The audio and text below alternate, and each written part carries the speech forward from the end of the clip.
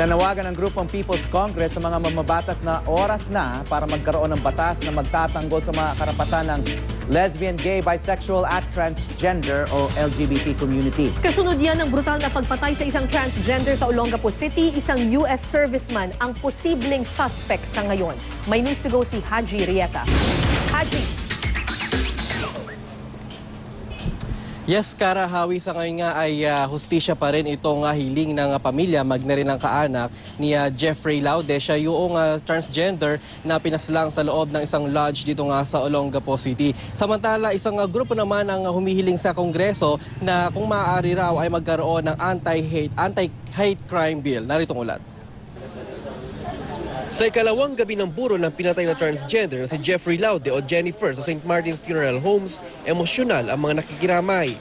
Isang US Marine ang posibleng suspect sa pagpatay sa 26 anyos na si Jennifer. Maring kinondenan ng grupong People's Congress ang brutal na pagpatay sa biktima. Natagpuan ng kanyang bangkay na nakasubsob sa inidoro ng motel noong Sabado. Sabi ng grupo, napapanahon na raw na magkaroon ng batas na magtatanggol sa mga karapatan ng LGBT community. Panawagan na rin para sa ating Kongreso na magpasa ng hate crime bill. Kasi ang anti-hate crime bill, yes, para sa proteksyon na rin ng LGBT. Siguro kasi hindi lang ito basta krimen sa individual, kundi krimen na rin ito sa isang class, parang sa isang community. Krimen na rin to against the whole country. Dapat daw na ilabas ng suspect kung malinaw na sa otoridad kung sino ang posibleng nasa likod nito. Habang tumatagal daw kasi, posibleng marami pang mangyari. Pero ayon na rin sa Navy Times, nakahold ng isang US serviceman sa loob ng barkong pandigma ng Amerika na USS Pelalu na nakadoong sa SBMA. Hanga raw ang People's Congress sa pamilya ni Jeffrey dahil sa determinasyon nilang makamit ang hustisya. Dahil naman sa pangyayari, tila matamlay ang gabi sa kahabaan ng Magsaysay Avenue na nitong mga nakarang araw ay buhay na buhay. Inaasahan namang darating ang CHR sa burol ni Jeffrey ngayong araw. Karahawi, sa ngayon nga ay inaantay na lamang ang ina nitong si Jeffrey papunta nga dito sa kanyang burol. Galing ito ng Leyte at inaantay nga siya para masilayan ang kanyang pumanaw na anak. Sa ngayon, Karahawi, kasama ko si Mama Marilu Laude. Ito siya ang kapatid, isa sa mga kapatid ni Jeffrey Laude. Siya yung transgender nga na pinaslang. At kumustahin natin. Ma'am, kumusta po? Ano po yung balita ngayon with regards sa investigation po sa pagkamatay po ninyong kapatid? Sa ngayon po, kulang pa po ng mga details. Wala pa pong exact na naibibigay yung PNP sa amin. Kulang po. Hindi pa po kami kontento. Ano po ba yung kasalukuyang nangyayari ho ngayon? Meron na po ba tayong napangalanan na ho ba yung umano'y suspect sa nangyaring pagpatay po? So far po sa ngayon, wala pa po kaming full name ng suspect. Kasi wala pong nakikipag-coordinate sa amin. Yung taga-Soko po, wala pa po until now. Tapos, lalo na po yung PNP, wala po silang maibibigay na details about sa full name ng suspect. Yes, Hawi, Kara, baka meron kayong katanungan kay Miss Marilu. Yes, Marilu? Marilu, si Kara ito, nakikiramay ang buong pamunuan ng News to Go sa inyong pamilya. Kumusta naman ang inyong pamilya ngayon, lalo na ang inyong magulang tungkol dito sa karumal-dumal na krimen na nangyari sa iyong kapatid? Sa ngayon po, napakahirap pong tanggapin. Masakit po sa dibdib.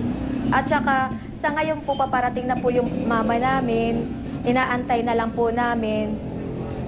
Kaya po nag-aalala po ako kasi hanggang sa ngayon wala pa po sila. Okay. Mandi pa kasi sila umalis Tapos hindi po namin sila makontak. Marilu, bigyan mo kami Yung po nag-aalala po ako sa ngayon. Marilu, bigyan mo kami ng konting background dito sa kapatid mo na si Jeffrey or Jennifer, kung kilala siya dyan sa Olongapo. Ilang taon na ba siya? Ano ang trabaho niya? And ano ba yung background? I understand breadwinner daw siya ng inyong pamilya.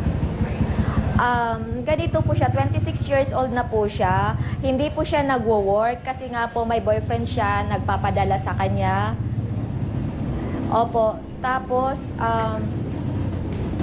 ano pa ulit yung tanong mo? Oo, Nakalimutan ko. so hindi siya nagtatrabaho.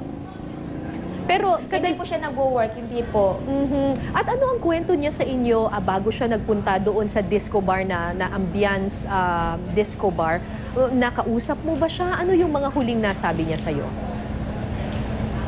Hindi ko po siya nakausap nung time na yon kasi po yung kasama niya, yung sister ko po. Oo.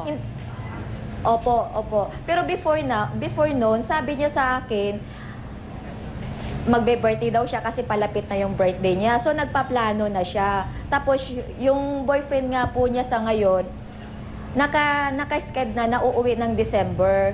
Mhm. Okay. So nagpunta sila doon sa disco bar para mag-celebrate, parang advance celebration ng kanyang birthday, ganun ba? Parang ganun po, parang ganun po hangout. Aha. Okay. Opo, kasama niya yung kapatid ko. Okay. Tapos nalaman nyo na lamang yung nangyari the day after na. Opo. Nalaman ko na lang po kasi isang friendship niya tumakbo sa bahay, kinakatok ako at sinabi po yung nangyari po sa kapatid ko.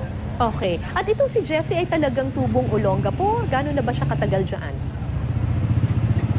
Hindi po siya tubong Olonga po. Siguro nasa 7 to 8 years na po siya ditong naninirahan. Mhm. Okay. At sinasabi mo kanina, hindi kayo satisfied dun sa pagtutok ng pulisya dito sa kaso ng inyong kapatid dahil hanggang ngayon wala pa yung mga ibang detalye. Opo, sa ngayon po talaga, kulang po lahat ng mga details na naibibigay nila sa amin.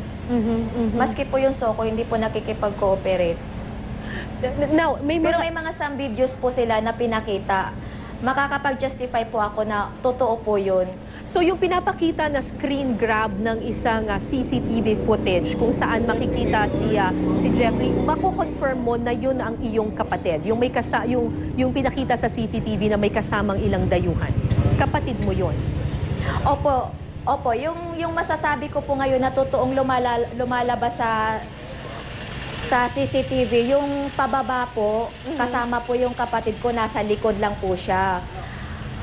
Pero may lumalabas po na isang CCTV na paakyat yung kapatid ko na kasama yung foreigner. Hindi po yun. Hindi po siya. Iba po yung babaeng yun. Okay, hindi yun yung kapatid mo. Hindi po talaga. Okay. Paano po kung kunyari mag-alok ng out-of-court settlement or makipag-areglo sa inyo itong suspect? Ganon na lang po ba aareglohin? Samantalang patay na yung kapatid ko, hindi na maibabalik yung buhay. Okay pa sana makikipag-areglo kami kung binugbog niya na lang yung kapatid ko. Kasi kahit papaano makikita pa namin siya, makakasama pa namin siya habang buhay. Sa ngayon po, patay na yung kapatid ko, tapos ganun lang po areglo na ano yun, ang hirap po. Saan po yung justice doon? So, desidido kayo na ilaban talaga itong kasong ito sa korte? Opo. Hindi po kami titigil hanggat hindi po makakapanagot yung nakapagsala sa kapatid ko. Kung meron kayong panawagan, Marilu, sa ating gobyerno kasi medyo komplikado itong sitwasyon na ito dahil lalo pat dayuhan yung suspect at sinasabi ng isang sundalong Amerikano. Ano ang mensahe ninyo at panawagan ninyo sa ating gobyerno? Masasabi ko lang po, mapapanawagan ko sa government na sana po maging fair po yung laban. Di po yung one-sided lang kasi po dayuhan yung suspect. Kung sa lalong madaling panahon po, ma-resolve po yung case ng kapatid ko para ma-justice niya po, makamit niya po yung justice. At ang ibig sabihin sa inyo Yun lang po.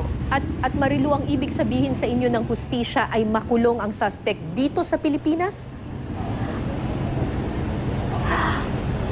Whatever po. Okay, maraming salamat sa iyo, Marilu Laude, kapatid ng pinaslang na transgender woman na si Jennifer. Opo. Maraming salamat din, Haji Rieta. Opo.